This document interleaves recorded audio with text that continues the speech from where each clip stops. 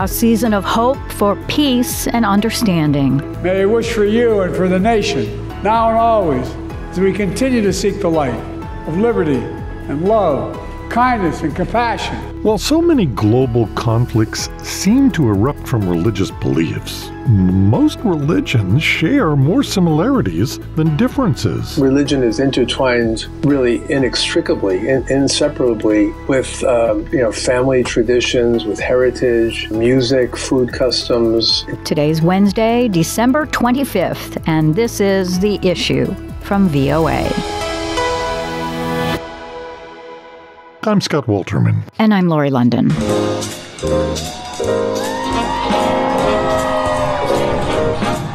Merry Christmas, everyone. Merry Christmas. May God bless you. Happy Hanukkah. Lights, music, and Christmas and Hanukkah decorations light up the spirits in parts of the world, including those struggling with conflict. The season of peace and light. Of peace and light. The peace we feel as we pause and reflect on our blessing. And the light we see as we gather with loved ones that cherish our time together. Now, while many of the world's wars and troubles revolve around religion and perceived enemies, most of the major religions have more in common than they have differences. It is interesting to be in a time where there are so many conflicts and suffering and, humanitarian problems and a lot of this obviously rooted in some sort of sectarian violence, many of them. And yet when you look at these religions, some of them share a lot of the same views, and yet it seems like they don't really see each other. Right. These festivals of light, Diwali, it's lightness over darkness. And, even more than that. Prayer. Hope. Right? Peaceful, peace happy, on earth, right. Right? Mm-hmm. People are nicer. Yeah. It's a holiday spirit that we'd like to have all year round. Well, let's talk about it. We're joined by Harvard Divinity School professor of comparative theology, Francis Xavier Clooney. Thank you very much for taking the time to speak with us about this timely and important topic. As we know, there are a number of really serious conflicts around the world, and religion has played a significant role, whether it's Syria, Iraq, Nigeria, India, Myanmar, Pakistan, the Middle East. Religions are deeply rooted. We're in a lot of these conflicts that are very serious. And here in the United States, we're seeing a rise in anti-Semitism. What is it that is creating such division around the world to create these terrible, terrible conflicts? Well, I would say, to begin, appreciating the importance and the timeliness of your questions, is that we have to think of religion kind of broadly in relationship to culture, as well as the beliefs or doctrines of any tradition. Because it can be tempting to say, well, the Catholics believe this and the Protestants believe that, and so they fight, or that Muslims and Jews or Hindus and Muslims, disagree on this or that, and therefore they fight. But it's often that religion is intertwined really inextricably, inseparably with, family traditions, with heritage, music, food customs, geographical areas in ways that go way back. And that really when people are looking at each other, they notice, we're different. And they could point to language, ethnic identity, skin color, all kinds of things could come to the fore. But one of the handiest to come to the fore is religion. And to be able to say, well, I'm a Hindu and you're a Christian, or I'm a Christian and you're a Jew, can be markers that people see as standing out very particularly. But I think it would be, in most cases today, and I'm certainly not a broad expert on all these conflicts, is that rarely are they being fought about doctrinal issues or dogmatic issues, and rarely is there any evidence to say that if people believed less, they would fight less. but rather it has to do with who people are and how they perceive other people. And to your point, there really is more similarity between the religions than difference, isn't there? You take the main winter holidays, Christmas, Hanukkah, Diwali, it's the overcoming darkness and evil and the new beginning, isn't it? Oh, I think so. I mean, depending on how one wants to approach it, one can, for the sake of scholarship and for the sake of distinguishing among things, you can say, well, here are 10 ways in which Hanukkah and Christmas are different. Here are ways in which they're different from Diwali. That's really easy to do. But in terms of, again, the way that religion is woven into culture, into tradition, family life, how individuals perceive themselves, these gatherings seem to be, religiously imbued occasions for people to get together, to celebrate, to be thankful for family, thankful for safety and prosperity and so on. And that I've been in, many occasions in India, let's say, for Diwali celebrations. And it's not, show your card at the door to say which religion you belong to, you're welcome in. And in the United States, likewise, interfaith services at Christmas time, everybody's welcome. And I think it's not to say that everything is the same, but that we have deep sentiments as humans celebrating light, life, love, that really transcend the differences. And that to be able to see that, I think is really helpful, because so often things can get skewed in terms of, this one's different from that one, therefore they have nothing to do with each other. Because it seems like there's such a divide in this separateness, and these sort of maybe not even realistic views, but that have grown, whether it's, Jews are bad and they don't believe in Jesus, or Muslims are so much hate toward Muslims and in Hindus as well. It just seems like, in some ways, it seems like religion in general, sort of organized religions, also there's this unintended separateness. Yeah, I think, in traditions, again, that I'm familiar with, certainly the Christian tradition, which is impossible to understand without understanding Jewish tradition, and Islam is deeply connected to both. And then my many years of studying Hindu traditions is that among Hindus and among Christians and among Jews and among Muslims, there are ways of looking at our tradition, in quotes, that would stress how we are unique and distinctive and unlike any other group on the face of the earth, and other ways in which, no, this is a universal tradition. Our truth is universal. The goodness we propose, service, community, are universal values. And I know, I'm a Roman Catholic, and I know Roman Catholics who would very much stress how we are different from everyone else. And others, including myself, would come back and say, yes, but if you understand the dynamics of the message of Christ, you would see it's also a kind of universal message, not simply aimed at conversion, but rather at the commonalities of being human that we need to hold and to promote. Therefore, the differences, stressing difference can be in part, how does one read one's own tradition, much less how one thinks about the other tradition.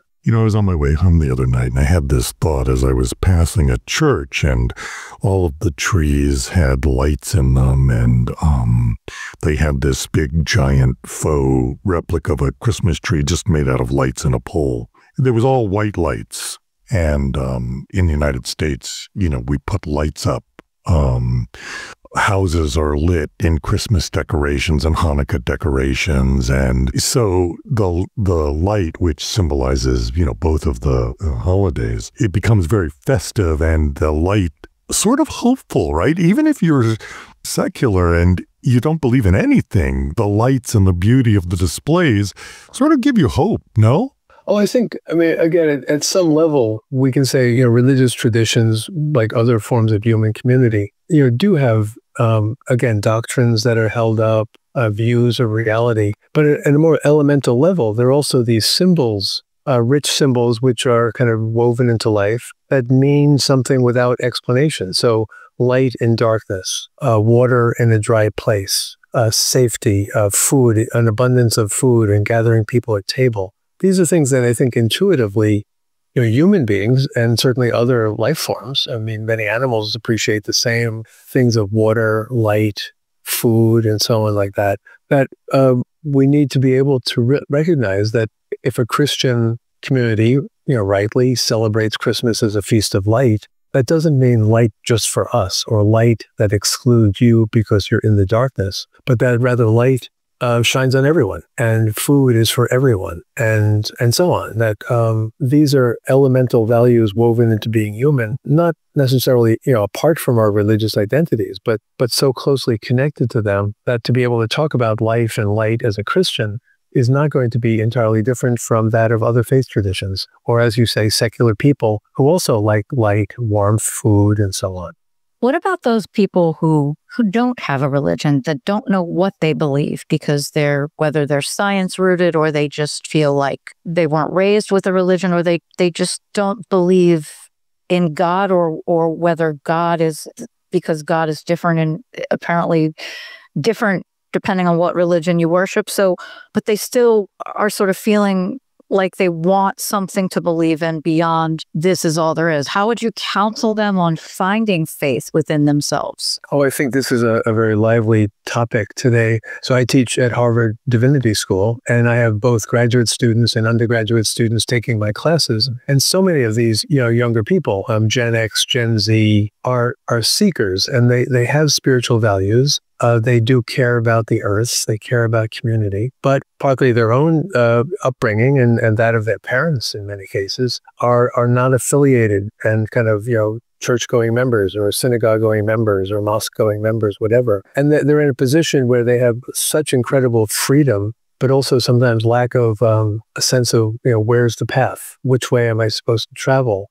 And I think it would be really useful to realize that, again, there can be differences. Are you, a member of our church or not? Are you a member of our temple or not? But then to realize on another level, people who often are spiritual but not religious, none of the above, good people who want to find meaning for their lives are sharing, 50, 60, 70% of the same values as people who go to church every Sunday. And that this needn't be a way of, relativizing or watering down going to church, but it's also not a way of saying, there's us who have faith and them who don't have faith. Because it's more, thank God, it's more complicated and more richly connected than that we all care about meaning. We care about love, community.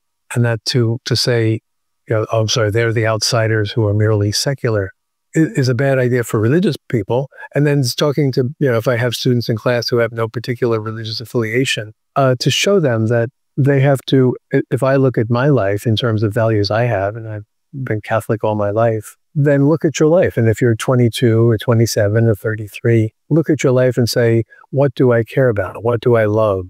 What meaning do I want for myself, my partner, my family? And realize that some of those values resonate with these great traditions that are around us and many of us belong to. I can tell you my daughter worships at the Church of Instagram, and as do many of the people you're talking about.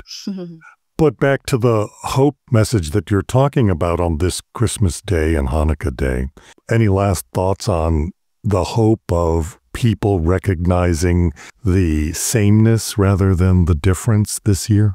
Commonalities, deeper understanding of each other.